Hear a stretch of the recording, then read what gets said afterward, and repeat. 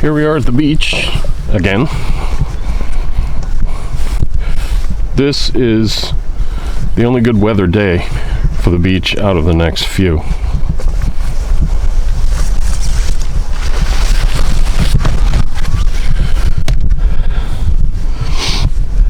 So here we go. I checked the tide this time. It's going out for the next few hours. That's important. There really are no safe beaches here. Every beach can trap you with its tide or just hit you with a rogue wave because it's the open Pacific out there.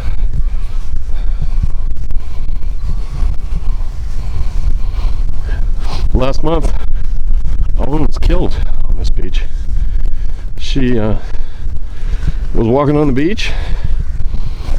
A big wave came. She didn't want to get her feet wet.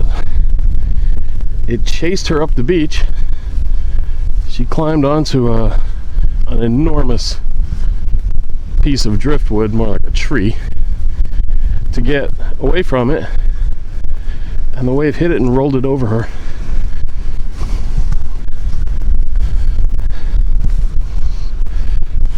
Ever since I've been here, I've been asking the Washingtonians about driftwood. They don't know a thing about it. To them, that's just a beach. Every beach is clogged with trees, right?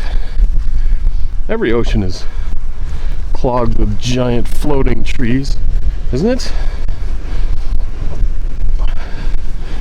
I've had to form my own theory about driftwood. And it goes something like this. The current out there is north to south. And north of here is thousands of miles of coast that is nothing but mountain and forest. Now, exactly how these trees end up in the ocean is a bit mysterious, but I imagine it to have something to do with landslides and slopes delivering the trees into rivers, and from there eventually in the ocean. And I have stood by the small local river and seen enormous pieces of wood just floating on by.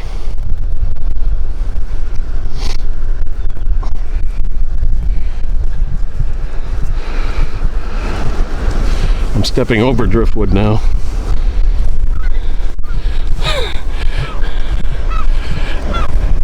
It really is an amazing thing. Every time you come to this beach, you'll see new, different kinds of driftwood. New, different pieces. Sometimes an entire tree.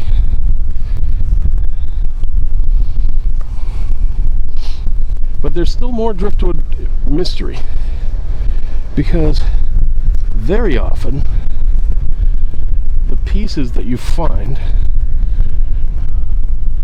are cut trees. Trees that have been cut. Here's a stump right here. Why do enormous trees cut at great cost and effort end up lost in the ocean? How does that happen?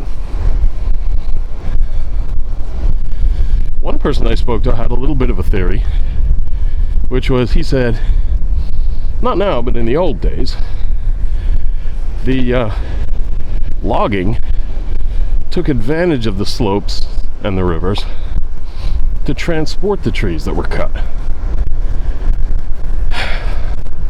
And inevitably some of them were mislaid. I guess I have to accept that theory, because I got no others.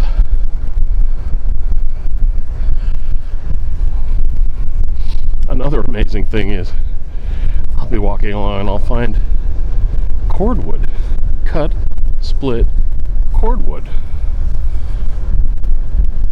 Again, a mystery. I take all of it home because my house is equipped with a wood stove. There's a piece of cut split cordwood now, right there. It's even partly burned. It's as though somebody were having a campfire on the beach and a wave came and took them away. I don't know. It's just another thing that I don't get.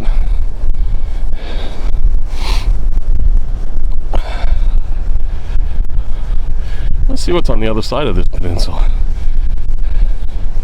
I've been walking my beach looking for my stones, but I'm gonna look over here. There's another piece of obviously cut wood. How does it wind up in the ocean? And I wonder too how long some of these pieces have been in the ocean. Oh, look at that, nails sticking straight up. Painted wood, that's terrible. On the other hand, some of the driftwood, like that piece, quite beautiful, quite sculptural.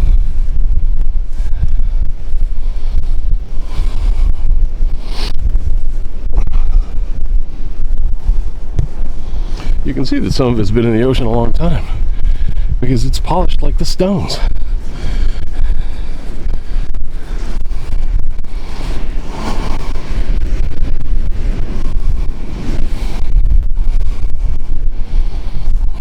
Others have not been in the ocean very long at all. Look at that. I gotta say the driftwood's incredible. So here we are out again with the umbrella rig. I have a weatherproof camera, but if I'm gonna operate it with an accessory microphone with a windsock, that means I'm operating it with a watertight door open. So I've got to do what I can to keep the camera dry. In fact, even the salt air is unacceptable because that watertight door doesn't just have the microphone jack in it. It has the information and power ports and the card open to the weather.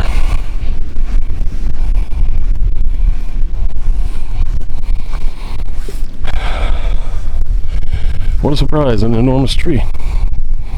That looks like it came over from the other side during some big storm. I shouldn't be surprised, the tide actually can cross over here. Further down the peninsula where you see trees, that stays dry. Not here.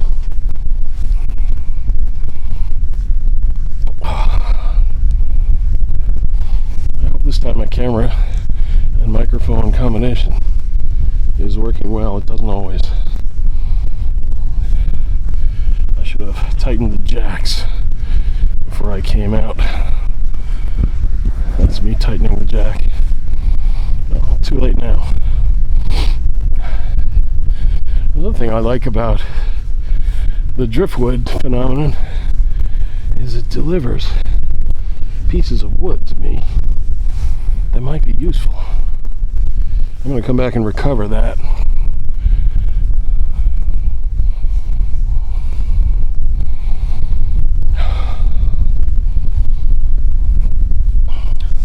Look at that slab.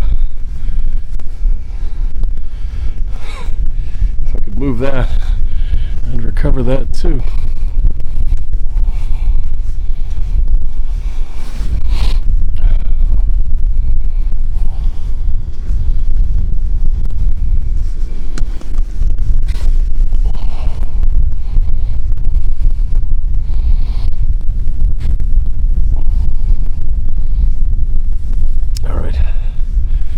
Had enough of this side. I'm turning into the wind now, so I don't know what effect that will have on the microphone.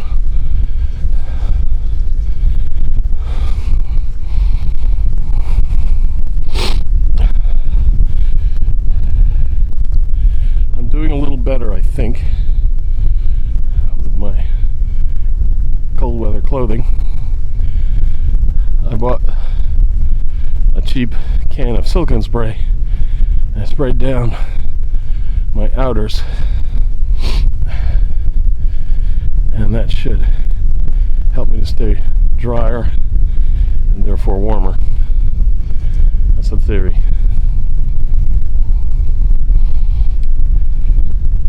I looked into the cost of a rain suit, a real one, from REI. Made the can of silicone very attractive. One thing I forgot was silicone's not only a waterproofer, it's a lubricant. So after I sprayed my pants the first time I put them on, put my phone in the pocket, the pants promptly fell off. They seem okay now.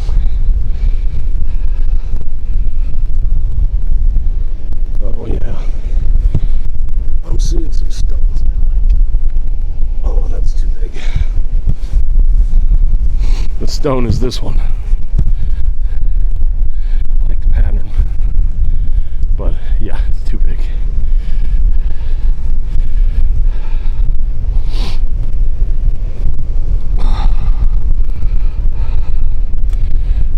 With a slacking tide,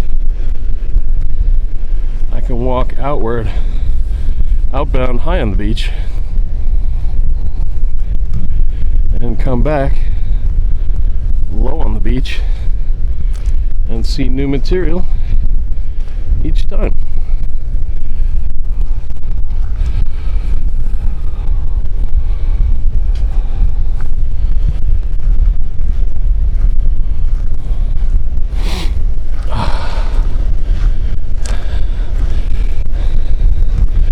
This is the gravel bed with shell area I like very much.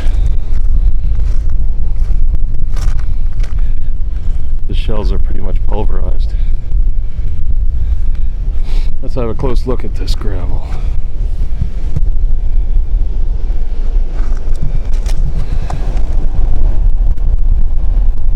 That's interesting stuff. And there's no end of it.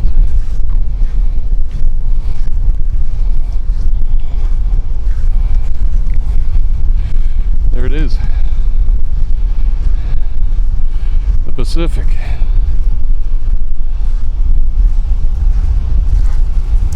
Next stop, the Aleutian Islands. Time to go back. Camera will run out of battery soon anyway. Oh, it's a balmy day here. It's only 43. It's not much colder than that. Is good, as it can usually be. The surprising thing about this place is that the winter storm direction is of course west, but it's southwest. And then they tell me the summer storm direction is northwest. And that's verifiable when you look at the way the trees are sculpted.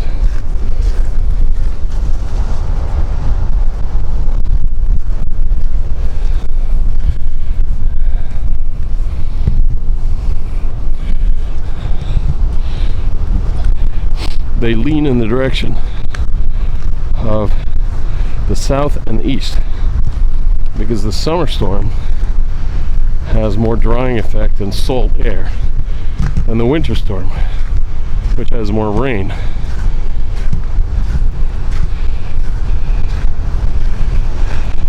This place is all about the way the wind sculpts the plants, and there will be more about that later.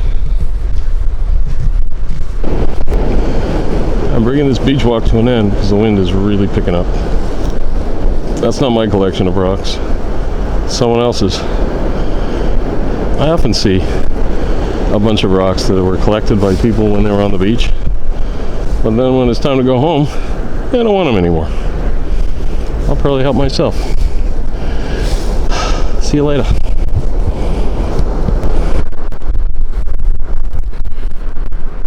When I was last here, I observed a man crouching behind that big rock. He was in there, digging. And he had a little shovel and a little bucket. I walked away to see if he'd go and I could go check out what he had. But he stayed and he worked and worked. Eventually, I stood up there, looked down on his little dig, and then I asked him. He was quite surprised to see me looking on him. What are you after? And he immediately came up with the story of that he was looking for pieces of white quartz that his wife likes, that he puts in the driveway to make it brighter. And I thought, you're a poor liar, sir. But I suspected he might have seen a moonstone. So I'm back here having a good look around, and I don't see any of those. There are plenty of pieces of white quartz around that he didn't take. Another reason I think he was lying to me.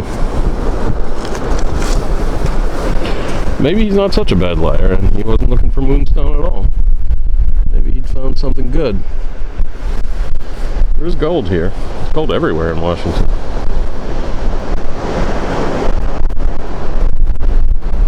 I don't know.